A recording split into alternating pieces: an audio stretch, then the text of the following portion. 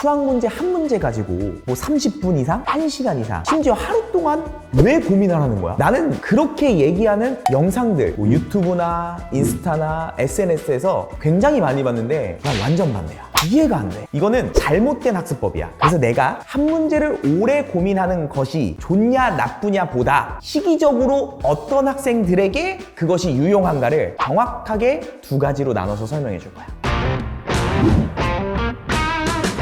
첫 번째, 너가 만약에 지금 어떤 과목을 새로 공부하는 단계라고 해보자. 예를 들어서 공통수학 2를 처음 공부하는 단계야. 그러면 기본 개념을 배우고 그거에 따른 유형설을 공부하잖아? 이 공부에 있어서는 한 문제 한 문제 한 문제를 오래 고민하면 개똥멍청이야. 그 문제를 왜 30분, 1시간을 고민을 해? 그런 기본적인 문제들은 있잖아? 내가 배운 개념을 어떻게 문제화가 되는지 경험하는 단계란 말이야. 그거는 그냥 닥치고 정형화되어 있는 문제라서 조금만 고민하다가 정해줄게. 5분만 고민해.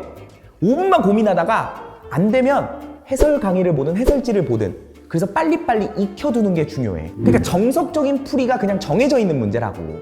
그런 문제는 오래 고민할 필요가 전혀 없어. 명심해. 기초를 배우고 처음 개념을 다질 때에는 한 문제를 5분 이상 고민하지 않는다. 두 번째, 내가 만약에 기본 개념이 끝났어. 그럼 이제 뭐 해야 되냐면 실전 개념들을 공부하면서 고난도 문제들을 연습해야 돼. 요 시기에서는 한 문제 한 문제가 좀 소중해. 내가 배운 기본 개념에 살을 더 붙여서 시험 문제를 잘 풀기 위한 실전 개념들을 배우는 단계란 말이야. 그러면 그거 가지고 좀 어려운 문제들, 내가 등급을 올리기 위해서 맞춰야 되는 문제들, 그런 문제들은 꽤 난이도가 어렵기 때문에 얘네들은 내가 한 번 문제 풀 때 고민할 가치가 있는 거지. 즉 바로 해설지를 보고 아이디어 가르쳐준 대로 따라가면 이거는 받아쓰기 정도밖에 안 되는 거야.